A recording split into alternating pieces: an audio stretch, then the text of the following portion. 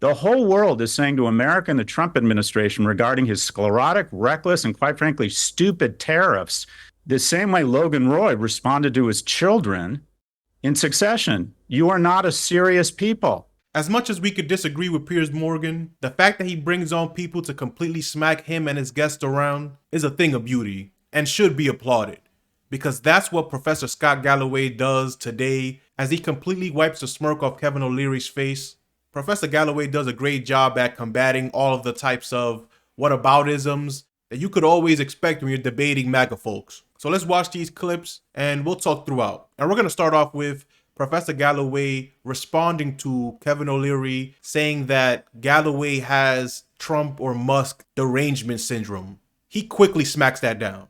I think derangement, the term derangement, is usually something levied at people when they don't have a cogent argument to counter the arguments I'm making. I would call myself someone who's been infected with democracy addiction syndrome and is allergic to the type of depravity that these individuals are demonstrated. I generally haven't seen Senator Booker's gesture. I think Steve Bannon and Elon Musk both gave Nazi salutes. I've watched the tape a bunch of times. This is an individual who's decided there's a white genocide against Africana farmers. I think he knew what he was doing. It might have been a tick, but he seems to be very disciplined about not making remarks or comments with respect to China. Whenever there's money on the line in a society where he may not have the same rights of free speech, he seems very disciplined. So, yeah, we have a fundamental disagreement. I do believe it was a Nazi salute or a Nazi gesture. I don't see other Republicans accidentally making hand gestures that remind them of the Third Reich. But Cory Booker did. I mean, you should see it after this. Honestly, you would be amazed how similar the arm movement was and the difference in the way it was treated by. Well, then it was wrong. I want to give you and Kevin this. If Senator Booker did this, he should be dressed down and say, you should never accidentally, errantly make a gesture that reminds people of the type of death and destruction that we incurred around an ideology that this symbol came to respect. And it just so happens that two guys who have a history of very conservative politics at a very conservative gathering accidentally made this gesture. They should know better. I don't know a lot of people accidentally making gestures that look like Nazi gestures at parent-teachers meetings. Both Senator Booker, I'll take you at your word, and Steve Bannon and Elon Musk should know better. And it gets in the way of, Kevin, what you were saying, his ability to demonstrate greatness. And I'll be honest, like Neuralink, I think what he's doing in Neuralink could have huge benefit. But the problem is we've decided in our society, well, is it a net good for society? If you could press a button, would you want him to go away? I wouldn't press a button. I think he's inspired the EV race.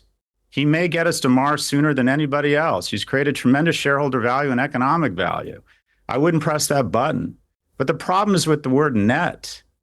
And that is just because someone can put a rocket into space and create tremendous economic value doesn't mean they shouldn't be held accountable for or acquitted for personal behavior that sets a terrible role model for young men or recklessly damages the well-being of kids in other nations and reduces our soft power. The reason why our small businesses, and like Kevin, I invest and run small business.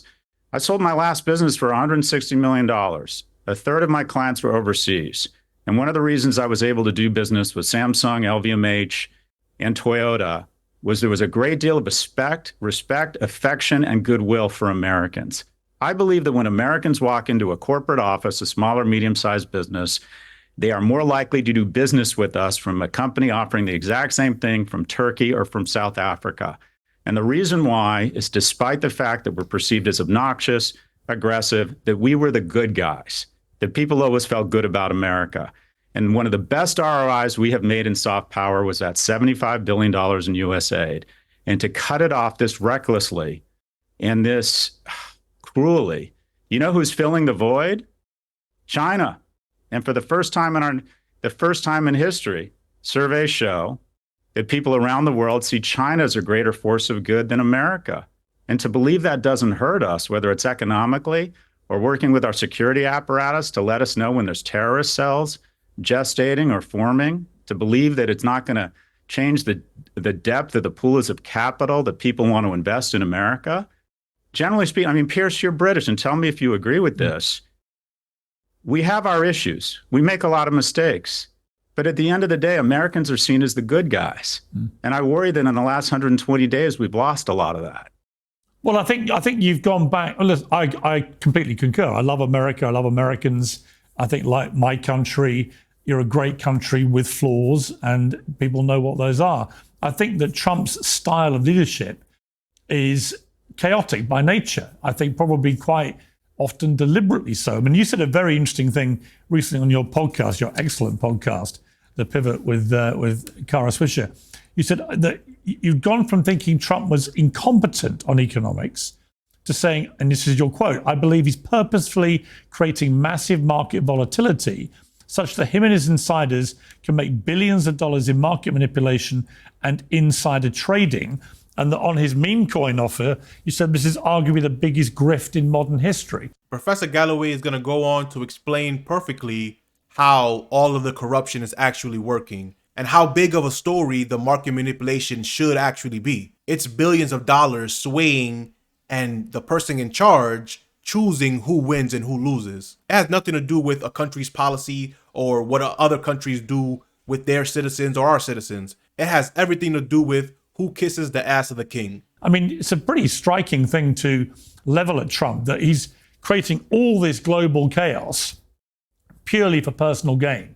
Given that when I've interviewed him over the last 20 years, I can't think of a single interview where he's not mentioned, A, the way that China, in his eyes, has been ripping off America, and B, that tariffs are not a very effective weapon to restore America's economic power. So it's not like this is the first time he's talked about this stuff, but you genuinely believe it's all just a way to make himself personally richer?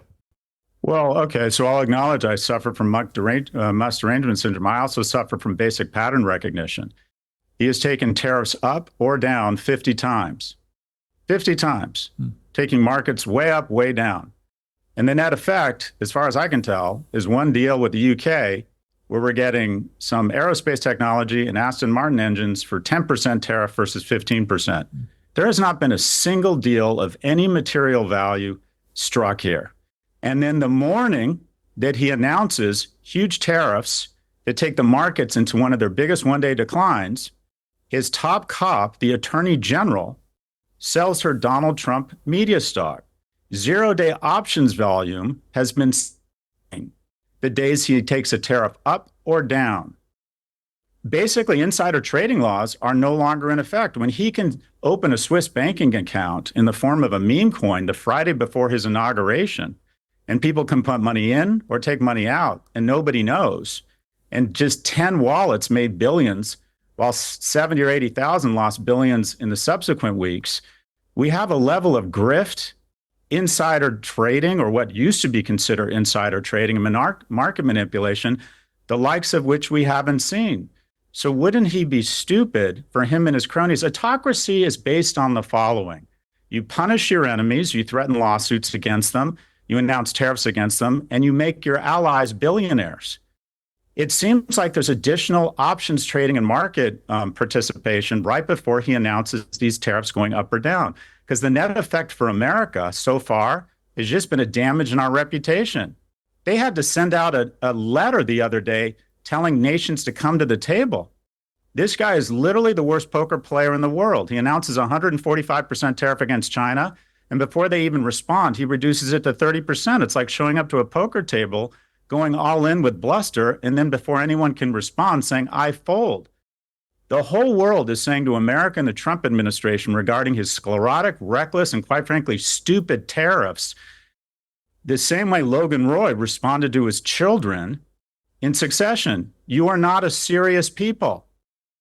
All this has done is reduced our reputation and created incentive for other nations to reroute their supply chains around us. And there are discussions, but they're not happening between America.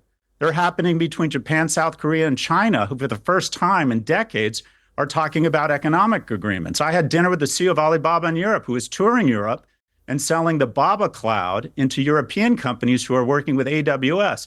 Kevin, you want to see a reduction in the revenues of your small and medium-sized businesses? Let us continue to damage our reputation globally with a series of nonsensical tariffs, reductions, increases. Our brand, the US brand now means toxic uncertainty. No one knows how to plan their business against this man who goes up and down. So he's either stupid and doesn't understand economics, see above every tariff in history or every tariff policy, or he has decided, I know, I'll take the markets up and down and let the people close to me and who support me trade in this and make billions. I think that is what is going on. Kevin, final word to you. At the same time, on a counterpoint, because some of the things Scott's talking about are concerns, no question. We're days away from signing the Genius Act, which is the old Stablecoin Act that Haggerty in the Senate is moving forward right now in the House. Only because the tonality around crypto, which has been denied by previous administrations, has changed with the Trump administration. I consider that to be the most significant digital payment system act ever contemplated, and it's going to change demand for the American Treasury bill and use and guarantee in some ways that every commodity on earth is priced with price discovery through the American dollar, which I think is a great achievement. Yes, Trump has created great volatility, and you may think that there's some clandestine reason behind it, as Scott has suggested, a form of trading the volatility on an insider basis. If that's true, he'll be litigated in the next administration for sure. I look at it and say, this morning as we speak and have this debate, which I think has been robust, I've really enjoyed it. I really enjoyed talking with both of you. That I remind us all that we are only 2.42% off the high, the all-time high of the S&P. So something's working very well in America, continues to work well. It still represents 56 cents of every dollar invested worldwide comes to the domestic U.S. market to be deployed. It is the number one magnet for the world's institutional investing. And I would remind us as we have this debate that America's number one export is not energy or it's not technology, it's the American dream. It is the only place on earth where people risk their lives or drown in rivers or get cut to shreds on barbed wire trying to get into the country. I don't see that in China. I don't see that anywhere else. It's the American dream that remains intact, and Trump's primary mandate, and that for every president in the future, is to maintain, and I speak this for any lawmaker, is to maintain the American dream. And I spend a fair amount of my time in Washington reminding him that, because that is bipartisan. Yeah, well said. Kevin O'Leary clearly had nothing in response. He just rambled on until it was over. And Professor Galloway is the perfect person to talk about these issues because he's not just a liberal professor at some hippie school. He sold the company for over $100 million. He's a really rich guy who cares about stability in the markets. Because at the end of the day, that's probably where he keeps his money so that he doesn't have to continue to sell his hours to live. So this is one of the rare occasions where a real life super rich person is arguing just for the bare minimum common sense policies. Nothing he's arguing for is communism or socialism or any other buzzwords that are used to scare you. But let me know what you think about all this in the comment section. And if you like this video, you might as well hit the like and subscribe. Peace.